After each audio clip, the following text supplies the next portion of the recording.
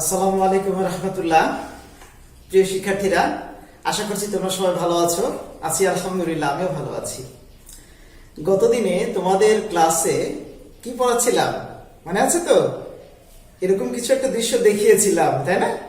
সিমেন্টের বস্তা, তারপরে এরকম একটা ভ্যান, যেটাতে করে আমরা সহজেই তুলে পার করে নিয়ে যেতে পারি, তাই না? হ্যাঁ, আজকেও সেই টপিকের উপরে আলোচনা করব, কিন্তু এই দৃশ্যটা যদি আজকে একটু অন্য রকম করে দেখাই, কি ভ্যানটা যদি এভাবে উল্টিয়ে দিয়ে তার উপর যদি আমি সিমেন্টের বস্তা তুলে দিই, তাহলে কি আমার জন্য ইজি হবে সিমেন্ট টেনে নিয়ে যাওয়া? বরং ঘাড়ের উপর দুটো করে নিয়ে যাওয়া তাও আমার জন্য ইজি ছিল, এটি আরো জটিল হয়ে গেছে। ঠিক তাই আজকে আমরা এনজাইম ক্রিয়ার কৌশল, এনজাইম কিভাবে ক্রিয়া করে, সঠিক পজিশনে সঠিক সাবস্ট্রেট যুক্ত হলে ভালো ক্রিয়া করে, না হলে করতে পারে না, বরং উল্টো হয়ে যায়, এই বিষয়গুলো এনজাইম কিভাবে ক্রিয়া করে তার সাথে এনজাইমের যে শেষের আলোচনাগুলো সেগুলোই আমরা করব। তো এই ভ্যান উল্টিয়ে দেওয়ার উদ্দেশ্য হচ্ছে তোমাদেরকে বোঝানোর জন্য যে হ্যাঁ, সঠিক পজিশনে সঠিক সাবস্ট্রেটের সাথে এনজাইম যুক্ত হলেই কিন্তু কেবলমাত্র সেটি কাজ করতে পারে। তো প্রিয় শিক্ষার্থীরা, চলো আজকের আলোচনার মূল বিষয়ে যাওয়ার আগে তোমাদের যথারীতি কিছু কথা বলে নিই, তোমাদেরকে ওয়েলকাম জানাচ্ছি। নিজের পরিচয়টা দিয়ে নিই। আমি মোহাম্মদ মামদুদুর রহমান মিজান, সহকারী অধ্যাপক উদ্ভিদ বিজ্ঞান, জয়পুরহাট সরকারি মহিলা কলেজ, জয়পুরহাট। তো স্বভাবতই আজকের আলোচনার শিরোনাম দেখেছি এনজাইম 2, ঠিক আছে? তো তোমাদের সাথে আছি আমি, তোমাদের মিজান স্যার বায়োলজি। যদিও আমার মামদুদুর রহমান মিজান, আমার YouTube channel Mizan sir biology তোমরা অনেকেই সাবস্ক্রাইব করে রেখেছো, যারা এখনো রাখোনি তারা সাবস্ক্রাইব করে রাখবে, তাহলে নিয়মিত আমার অনলাইন ক্লাসের আপডেটগুলো পেয়ে যাবে। তো চলো যাওয়া যাক আজকের মূল টপিকে, মূল আলোচনায়।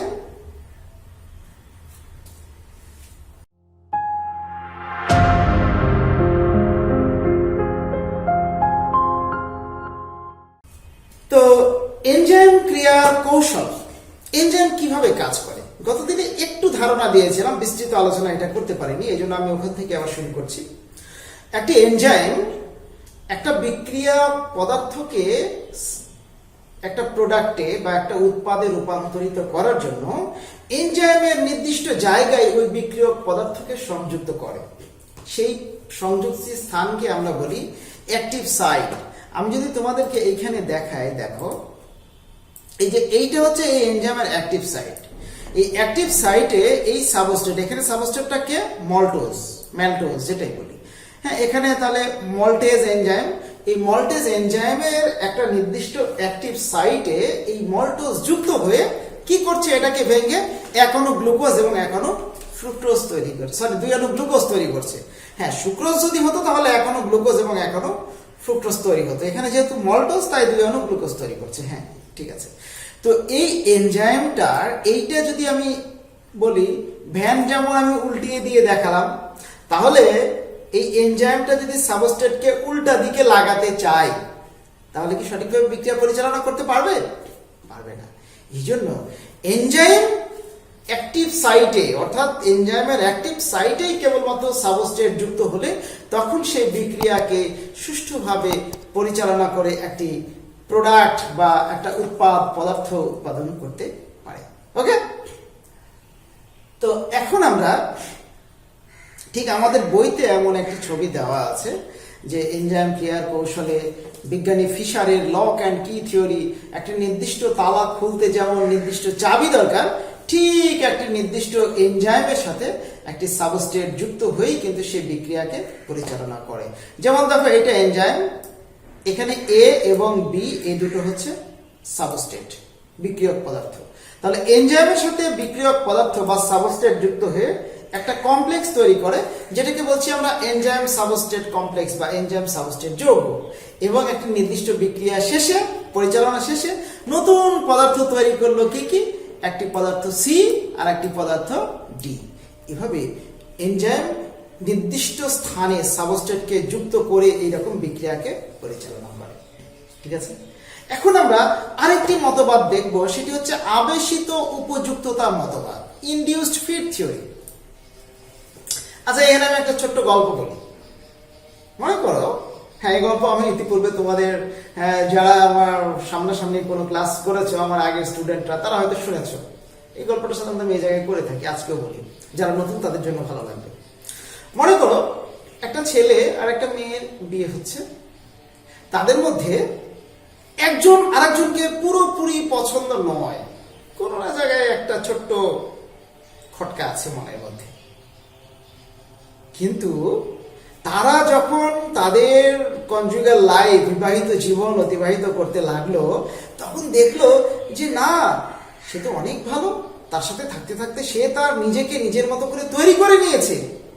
মানে সে তার অনুপযুক্ততা যতটুকু ছিল সেটা থেকে সে তার মতো করে নিজেকে উপযুক্ত করে তুলেছে। সেটাই আমরা যদি বলি যে দেখো এখানে এই এনজাইমটা প্রথমত কেমন ছিল, এই যে এই পাশটা যদি দেখি, এইটা ছিল পূর্বের অবস্থা, এটা ছিল সাবস্টেট। তাহলে সাবস্টেট ঠিকই রয়েছে, কিন্তু এনজাইম ওই সাবস্টেটের আলোকে নিজেকে কিছুটা পরিবর্তন করে ফেলেছে, তাই না? হ্যাঁ, পরিবর্তন করে সাবস্ট্রেটের সাথে নিজেকে ফিট করে ফেলেছে, ইনডিউসড ফিট। এই জন্যই বলছি আবেশিত উপযুক্ততা, অর্থাৎ ওই সাবস্ট্রেটের আবেশে থাকতে থাকতে এনজাইম নিজেকে ওই সাবস্ট্রেটের উপযুক্ত করে, তার আবেশে থেকে উপযুক্ত করে গড়ে তুলেছে। এই জন্য এই তত্ত্বকে বলি আমরা আবেশিত উপযুক্ততা মতবাদ। ঠিক আছে? তো সাবস্ট্রেটের সংযুক্তির পরে এনজাইম তার সর্বোচ্চ ক্যাটালাইটিক আকৃতি ধারণ করে। এবং ওই যে এখানে উদাহরণ হিসেবে আমরা দেখছি, যেমন একটা গ্লোভস, আমরা অনেক উদাহরণ দিতে পারি। একটা গ্লোভস মনে করো হাতে পরার আগে সেটা কি হাতের মতো আকৃতি থাকে? থাকে না।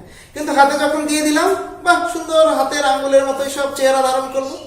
ঠিক এরকম, অর্থাৎ এমনি নর্মালি সে অন্যরকম ভাবে আছে, কিন্তু যখনই সাবস্ট্রেটের সংস্পর্শে আসে তখন কিন্তু সে নিজেকে তার মতো করে অ্যাডজাস্ট করে ফেলে।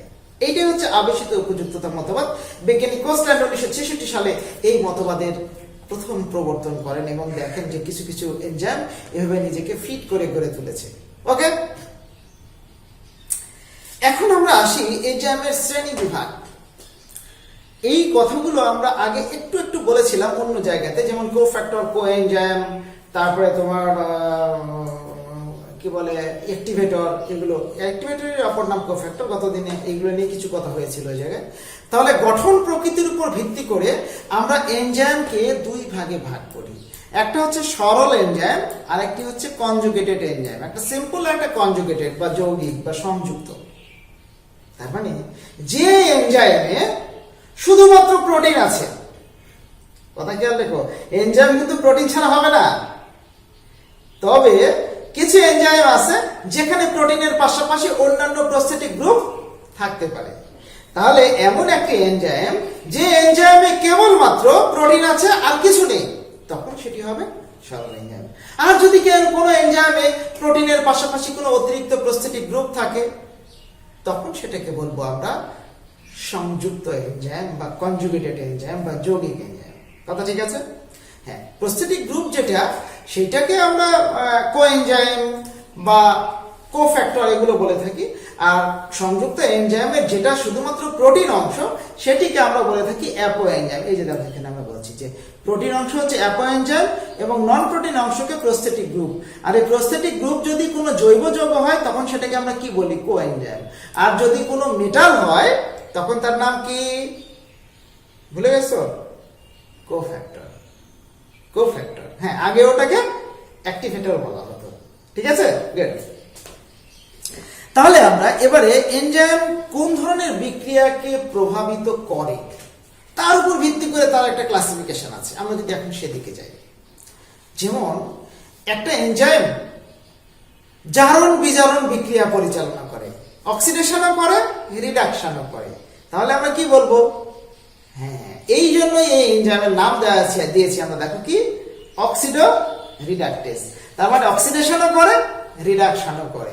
এখানে যদি আমরা উদাহরণ হিসেবে দেখি, দেখো 3-ফসফোগ্লিসারলডিহাইড, এইটা ফসফেট সহযোগে এনএডি দ্বারা জারিত হয়ে এবং এনএডি নিজে বিজারিত হয়, NADH2 তৈরি করে। আর এই 3-ফসফোগ্লিসারলডিহাইড জারিত হয়ে 1,3-বিসফসফোগ্লিসারিক অ্যাসিড তৈরি করে এবং এখানে এনজাইমটির নাম হচ্ছে 3-ফসফোগ্লিসারলডিহাইড ডিহাইড্রোজিনেজ। এটা স্পেসিফিক নাম, কিন্তু আমি যদি গ্রুপ অনুযায়ী এনজাইমটির নাম বলি তাহলে এটি হচ্ছে অক্সিডো রিডাকটেজ। কারণ এই এনজাইম অক্সিডেশনও করছে, রিডাকশনও করছে, তার মানে জারণ বিজারণ বিক্রিয়া পরিচালনা করছে। Okay please. তাহলে আমরা এখানে একটু ব্যাখ্যা যদি করি, দেখো অলরেডি কথাটা বলে ফেলেছি, এখানে এনএডি বিজারিত হয়ে হাইড্রোজেন সংযুক্ত করে NADH2 তে পরিণত হয়েছে, আর 3-ফসফোগ্লিসারলডিহাইড হাইড্রোজেন হারিয়ে কি হয়েছে, জারিত হয়েছে। এই জন্য তো জারণ বিক্রিয়া, কেন তোমরা ছোট ক্লাসে 9-10 পড়ে আসছো, রিডক্স বিক্রিয়া, তাই না? হ্যাঁ, রিডাকশন এন্ড অক্সিডেশন, সেই রিডক্স বিক্রিয়া পরিচালনাকারী এনজাইমই হচ্ছে অক্সিডো রিডাকটেস। ওকে, এরপরে আমরা আসি ট্রান্সফারেজ এনজাইম। যে এনজাইম কোনো একটি গ্রুপকে ট্রান্সফার করতে পারে, অপসারিত করতে পারে, একটা জায়গা থেকে আরেক জায়গায় স্থানান্তরিত করতে পারে। হ্যাঁ, ট্রান্সফার মানে তো স্থানান্তর, তাই না? হ্যাঁ, অর্থাৎ আমি মনে করো তুমি এই বেঞ্চে বসে আছো, ও এই বেঞ্চে বসে আছে, আমি কি করলাম, এই তুমি ওই বেঞ্চে যাও, কণা তুমি ওই বেঞ্চে যাও, বন্যা তুমি এই বেঞ্চে আসো, তাহলে কি দাঁড়ালো, আমি বন্যাকে কণার জায়গায় নিয়ে গেলাম, কণাকে বন্যার জায়গায় নিয়ে গেলাম, ঘটনা কি দাঁড়ালো, ট্রান্সফার করলাম। কে করলো? আমি কে? Transfer enzyme. বুঝতে পারো?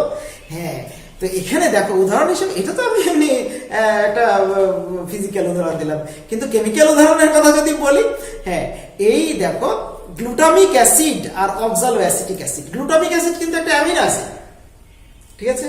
এই গ্লুটামিক অ্যাসিড থেকে অ্যামিনো গ্রুপকে অক্সালো অ্যাসিটিক অ্যাসিডের সাথে যুক্ত করে অক্সালো অ্যাসিটিক অ্যাসিডটাকে অ্যাসপার্টিক অ্যাসিডে পরিণত করে, দ্যাটস অ্যানাদার অ্যামিনো অ্যাসিড, এবং এই গ্লুটামিক অ্যাসিডকে একটি কিটো অ্যাসিডে পরিণত করে, সেটা হচ্ছে আলফা কিটো গ্লুটারিক অ্যাসিড। ওকে, এইভাবে একটা জায়গা থেকে আরেকটা জায়গায় কোনো গ্রুপ স্থানান্তর করছে যে enzyme, that's K? Transferase, transfer করে যে এনজাইম। ওকে, আচ্ছা, এরপরে আসি আমরা হাইড্রোলাইটিক এনজাইম। যে এনজাইম কোন পদার্থকে পানি দ্বারা, পানি সহযোগে ভেঙে ফেলতে পারে। হ্যাঁ হ্যাঁ হ্যাঁ, আদ্র বিশ্লেষণ, গুড। হাইড্রোলাইসিস বলি না আমরা, গুড। হাইড্রোলাইসিস বা আদ্র বিশ্লেষণ, অর্থাৎ কোন এনজাইম যদি একটি যৌগকে ভেঙে দুটো আলাদা যৌগ তৈরি করতে পারে পানি সহযোগে। আমরা ওই যে কার্বোহাইড্রেট পড়তে গিয়ে বললাম না, স্টার্চকে হাইড্রোলাইসিস করলে কি পাওয়া যায়? অসংখ্য গ্লুকোজ অণু পাওয়া যায়। তাহলে সেখানে যে এনজাইম বিক্রিয়া করে, হাইড্রোলাইটিক এনজাইম। এখানে যেমন আমরা একটা দুইটা ডাইস্যাকারাইডকে ভেঙে দুটো মনোস্যাকারাইড তৈরি করার উদাহরণ দিয়েছি, যেমন সুক্রোজ। সুক্রোজ কি? কি সুক্রোজ চিনি না আমরা? চিনি? চিনি, চিনি, যে চিনি আমরা বাজার থেকে কিনে খাই, সুক্রোজ। সুক্রোজকে আমরা সুক্রেজ সহযোগে যদি হাইড্রোলাইসিস করি, পানি দিয়ে আদ্র বিশ্লেষণ করি, কি পাওয়া যাবে? এখনো গ্লুকোজ আর এখনো ফ্রুক্টোজ। ওকে, এই এনজাইম গুলোকে আমরা বলি হাইড্রোলাইসিস করার জন্য হাইড্রোলাইটিক এনজাইম। এখানে দেখো লাইজ এনজাইম ঠিক হাইড্রোলাইটিক এনজাইমের মতোই, কিন্তু ঘটনা কি জানো? ও পানি ছাড়া ভাঙতে পারে না, এ পানি ছাড়াই কেটে ছিঁড়ে শেষ করে দেয়, পানি ছাড়াই ভেঙে ফেলে। তার মানে হাইড্রোলাইসিস ছাড়াই বা জারণ বিজারণ ছাড়াই অন্য কায়দায় এটাকে পৃথক করে দেয়, মানে দুটো যৌগ, একটা যৌগকে ভেঙে দুই দিকে আলাদা করে দেয়। যেমন দেখো এল ম্যালেটকে ভেঙে ফিউমারেট এবং পানি বিশ্লিষ্ট করে দিচ্ছে, আলাদা করে দিচ্ছে। তো এখানে যে এনজাইমটা কাজ করছে, এর নাম দিয়েছি আমরা গ্রুপ নাম লাইয়েজ। এখানে যেমন স্পেসিফিক এল ম্যালেট হাইড্রোলাইয়েজ এনজাইম, হ্যাঁ এটা হচ্ছে এর স্পেসিফিক নাম, আর এটা হচ্ছে গ্রুপ নাম, যেটা আমরা গ্রুপের শ্রেণী ব্যবহার করছি। এবারে আসি আমরা আইসোমারেজ। আইসোমার কাকে বলে? নিশ্চয়ই মনে আছে, কার্বোহাইড্রেট পড়তে আমরা বলেছিলাম। হ্যাঁ, যখন কোনো যৌগের আণবিক সংকেত সেম কিন্তু গাঠনিক সংকেত আলাদা, তখন ওই যৌগ দুটোকে বলা হয় একে অপরের সমাণু বা আইসোমার। তো একটি আইসোমার থেকে আরেকটি আইসোমারে পরিণত করার জন্য জীবদেহে যে এনজাইমগুলো ব্যবহৃত হয় সেটি হচ্ছে আইসোমারেজ। যেমন এখানে আমরা কি বলছি? ফসফোগ্লুকো আইসোমারেজ। এই যে দেখো ফসফোগ্লুকো আইসোমারেজ, এই গ্লুকোজ 6 ফসফেট, হ্যাঁ গ্লুকোজ 6 ফসফেটের উপর ফসফোগ্লুকো আইসোমারেজের ক্রিয়ায় যে যৌগটি তৈরি করে সেটি হচ্ছে ফ্রুক্টোজ 6 ফসফেট। আমি অন্যভাবে বলতে পারি ডাইহাইড্রোক্সি অ্যাসিটোন ফসফেট, যেটাকে আইসোমারেজ ক্রিয়া করে কি তৈরি করতে পারে, গ্লিসারলডিহাইড তৈরি করতে পারে। গ্লুকোজ আমি ফসফেট বাদই দিলাম, গ্লুকোজকে ফ্রুক্টোজে পরিণত করবে কে, সেটিও আইসোমারেজ, কিন্তু স্পেসিফিক নাম আলাদা হলেও গ্রুপ নাম অবশ্যই সেটি আইসোমারেজ। সহজ কথায় যদি বলি, একটি যৌগের সমাণু হিসেবে অন্য একটি যৌগ সমাণু তৈরি করছে যে এনজাইম, সেটি হচ্ছে আইসোমারেজ। কথা ক্লিয়ার? ওকে। এরপরে আসি আমরা লাইগেজ। লাইগেজ লাইগেজ লাইগেজ পরিচিত শব্দ না? কোথায় যেন শুনেছি?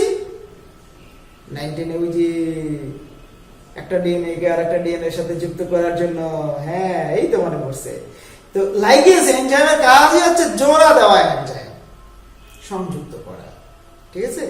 তো একটি যৌগের কোনো একটি উপাদানকে অন্য একটি যৌগের সাথে যুক্ত করে দেওয়াকে, বা একটি যৌগকে অন্য একটি অংশের সাথে, একটা মূলকের সাথে যুক্ত করে দেওয়াকে আমরা যে কাজ বলি, সেটি হচ্ছে লাইগেজ এনজাইমের কাজ। এখানে আমরা গ্লুটামিক অ্যাসিডের সাথে অ্যামোনিয়ার বিক্রিয়ায় দেখছি গ্লুটামিন এবং এডিপি অজমের ফসফেট বেরিয়ে যাচ্ছে। এখানে গ্লুটামিন হচ্ছে অ্যামিনো অ্যাসিড, গ্লুটামিক অ্যাসিডের সাথে অ্যামোনিয়া গ্রুপ যুক্ত হচ্ছে। ঠিক আছে?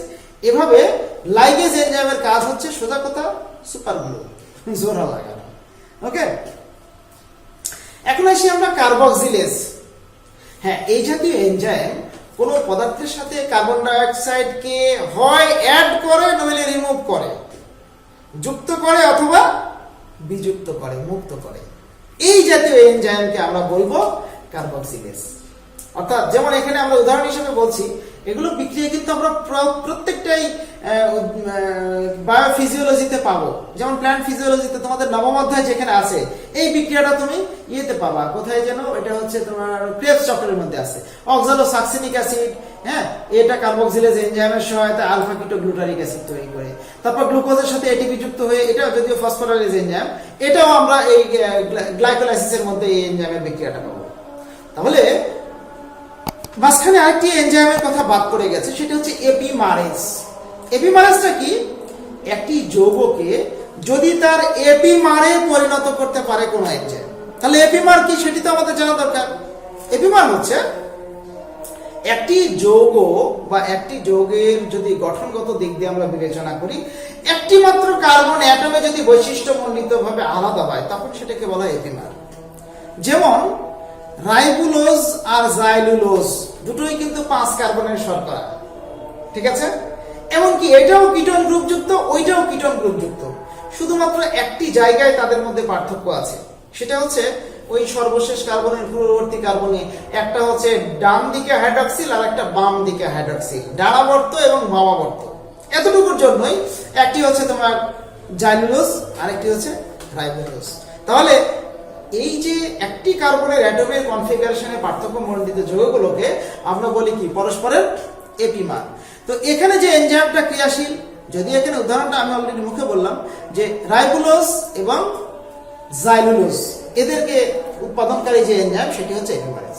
আর ফসফোরাইলেজ কি? যে এনজাইম কোনো যৌগের সাথে ফসফেটকে যুক্ত করে বা ফসফেটকে মুক্ত করে। যেমন এখানে গ্লুকোজের সাথে এটিপি যুক্ত হয়ে কি তৈরি করছে? গ্লুকোজ 6 ফসফেট, আর তার সাথে এডিপি বের করে দিচ্ছে। তাহলে এখানে কি হলো? গ্লুকোজের সাথে ফসফেটকে সংযুক্ত করলো, এই জন্য এই এনজাইমের নাম দিলাম আমরা ফসফোরাইলেজ। ঠিক ফসফেটেজ এনজাইম দিয়ে এটাকে আবার কি করতে পারি? এই গ্লুকোজ 6 ফসফেট থেকে ফসফেটকে আমরা বিতাড়িত করে দিতে পারি, তাড়িয়ে দিতে পারি। তাহলে সেটিও একটি ফসফোরাইলেজ এনজাইমের উদাহরণ। হ্যাঁ, এবারে আমরা দেখব এনজাইমের কার্যকারিতার প্রভাবকগুলো কি। হ্যাঁ, এনজাইমের ক্ষেত্রে তাপমাত্রা কিন্তু একটা গুরুত্বপূর্ণ ফ্যাক্টর। যেমন দেখা গেছে যে 40 ডিগ্রি সেলসিয়াসের উপরে, যে আমরা এখানে যদি একটু হাইলাইট করে দেখাই, হ্যাঁ 40 ডিগ্রি সেলসিয়াসের উপরে এবং 0 ডিগ্রি সেলসিয়াসের নিচের তাপমাত্রায় এনজাইমের কার্যকারিতা দারুণভাবে কমে যায়। এমনকি এই 35 থেকে 40 ডিগ্রি সেলসিয়াসের মধ্যে, এই টেম্পারেচারের মধ্যে এনজাইমের ক্রিয়ার হার সবচেয়ে বেশি। এই তাপমাত্রাকে এই জন্য আমরা বলি অপটিমাম টেম্পারেচার বা পরম তাপমাত্রা। কিসের? এনজাইমের কার্যকারিতার পরম তাপমাত্রা। ওকে, গুড। এবারে আসি পিএইচ। পিএইচও একটা গুরুত্বপূর্ণ ফ্যাক্টর। আমরা এনজাইমের বৈশিষ্ট্যের মধ্যে পড়েছিলাম যে এনজাইমের কার্যকারিতা পিএইচ নির্ভর। ঠিক আছে? কিছু এনজাইম আছে যেমন পেপসিন, এটা আমাদের স্টোমাকে ক্রিয়াশীল এনজাইম, পাকস্থলীতে। হ্যাঁ, আমাদের পাকস্থলীতে তীব্র মাত্রার হাইড্রোক্লোরিক অ্যাসিড আছে। তার মানে কি সেখানে পিএইচ কম না বেশি? বেশি না, কম, অবশ্যই, হ্যাঁ কম। এখানে দেখো এই পেপসিন এনজাইমটা 2 pH অর্থাৎ আমাদের পাকস্থলীতে যে নিম্ন pH তীব্র অ্যাসিড থাকে সেখানে ভালো কাজ করে। আবার ইনভার্টেজ 4.5, সেলুলোজ 5, ইউরিয়েজ 7, কিন্তু ট্রিপসিন 8। তার মানে ট্রিপসিনকে তুমি যদি ওই পেপসিনের pH এ দাও, সে কি ভালো কাজ করতে পারবে? পারবে না। অর্থাৎ এই pH এর উপরও এক একটা এনজাইমের এক এক রকমের কার্যকারিতা আমরা দেখতে পাই। ঠিক আছে, pH এর দ্বারা এনজাইমের কার্যকারিতা নির্ভরশীল। এছাড়াও আর অনেকগুলো প্রভাবক আছে, যেমন পানি। কোষের ভেতরে পানির উপস্থিতি যদি কম থাকে তাহলে এনজাইম তার কার্যকারিতা করবে না। যেমন শুকনা বীজে পানি যদি না পায় তাহলে এনজাইম নিষ্ক্রিয় থাকে, বীজ অঙ্কুরিত হয় না, তাই না? কিছু কিছু মেটাল যেমন ম্যাগনেসিয়াম, ম্যাঙ্গানিজ, এগুলোর উপস্থিতি, এগুলো কিন্তু দেখা যায় যে এনজাইমের কার্যকারিতা বাড়িয়ে দেয়। আবার কিছু কিছু যৌগ আছে যেমন তোমার জিঙ্ক, কপার, হ্যাঁ, তারপরে অ্যালুমিনিয়াম, এগুলোর উপস্থিতিতে এনজাইমের কার্যকারিতা কিন্তু কমে যেতে পারে। যেগুলো দ্বারা কমে যায়, এই যে শেষের 9 নম্বর পয়েন্টে দেখো আমরা এই জায়গায় বলছি, এগুলো কিন্তু ইনহিবিটর। যেগুলো দ্বারা কমে যায় এগুলোকে প্রতিরোধক বা ইনহিবিটর বলি। আর যেগুলো দ্বারা বাড়ে এগুলোকে আমরা অ্যাক্টিভেটর বা কোফ্যাক্টর বলি। যদিও এই 4 নম্বর পয়েন্টের সাথে এই 8 এবং 9 এর একটা কানেক্টিভিটি আছে, আমি অলরেডি এটার সাথে আগে তোমাদেরকে জন্য দেখিয়ে দিলাম। এরপরে আসি 3টা জিনিসের ঘনত্ব। একটা হচ্ছে সাবস্ট্রেটের ঘনত্ব, একটা এনজাইমের ঘনত্ব, একটা প্রোডাক্টের ঘনত্ব। আমার যদি সাবস্ট্রেট অ্যাভেলেবল থাকে, এনজাইমও আছে অ্যাভেলেবল, তাহলে এনজাইমের কর্মক্ষমতা বাড়বে। কিন্তু যদি আমার এনজাইম অ্যাভেলেবল আছে, আমি যদি সাবস্ট্রেটের ঘনত্ব বা পরিমাণ কমিয়ে দিই, তাহলে কি আমার কার্যকারিতা বাড়বে? বাড়বে না, কমবে। ঠিক একইভাবে আমার সাবস্ট্রেট আছে প্রচুর, কিন্তু এনজাইম আমার তেমন নাই, তাহলে এনজাইমের ঘনত্ব বাড়াতে হবে, তাহলে আমার কার্যকারিতা বাড়বে। ঠিক এনজাইম, সাবস্ট্রেট সবই আছে অ্যাভেলেবল, কিন্তু আমার প্রোডাক্টও আছে অনেক। মনে করো তোমার বাড়িতে চাল ডাল সব অনেক আছে, আবার রান্না করা খিচুড়িও প্রচুর আছে, তো তুমি কি আবার খিচুড়ি পাকাবে নাকি ওয়েট করবে? না, এগুলো শেষ হোক, তাই নাকি? হ্যাঁ, সেরকম। অর্থাৎ আমার প্রোডাক্টটা খিচুড়ি, আর চাল ডালকে বললাম একটা এনজাইম, একটা সাবস্ট্রেট। যদি আমার এগুলো প্রচুর পরিমাণে থাকে, অর্থাৎ প্রোডাক্টের পরিমাণ যদি বেড়ে যায়, তাহলে কিন্তু এনজাইমের কার্যকারিতা কমে যায়। তাহলে আমরা 3টি উপাদান, সাবস্ট্রেটের ঘনত্বের উপর নির্ভর করে, এনজাইমের ঘনত্বের উপর নির্ভর করে, প্রোডাক্টের ঘনত্বের উপরও কিন্তু এনজাইমের কার্যকারিতা নির্ভর করে। ওকে, হ্যাঁ, আরেকটি কথা আলোচনা করলে আমরা একটা শেষের দিকে চলে আসি, সেটা হচ্ছে এনজাইমের ব্যবহার। কি কি ক্ষেত্রে আমরা এনজাইমের ব্যবহার করি? অনেক ক্ষেত্রে ব্যবহার হয়। কৃত্রিমভাবে, প্রাকৃতিকভাবে তো আমাদের বডিতে বিভিন্ন ব্যবহার হচ্ছে, তাই না? এখন কৃত্রিমভাবে দেখো, আমরা ফলের রস তৈরিতে বিভিন্ন এনজাইম, যেমন আম, আঙ্গুর, আপেল, এগুলোর জুস বা রস তৈরিতে এনজাইম ব্যবহার করছি।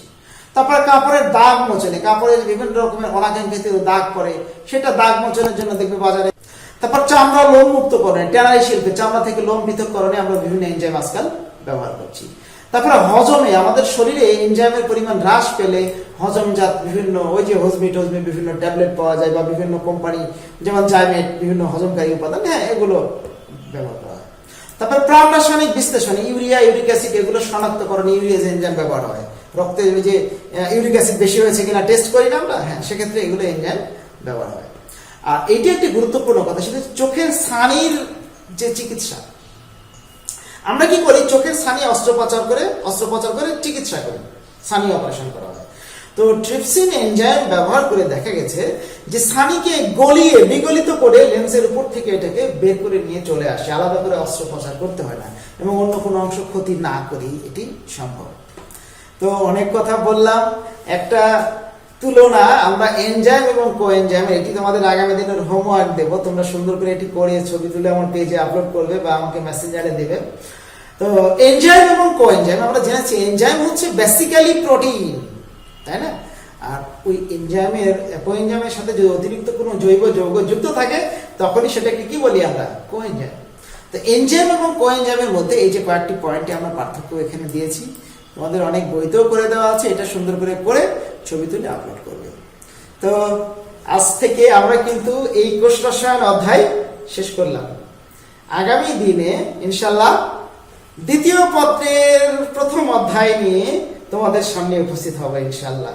ততক্ষণ পর্যন্ত তোমরা সবাই ভালো থেকো। আল্লাহ হাফেজ। ধন্যবাদ সবাইকে।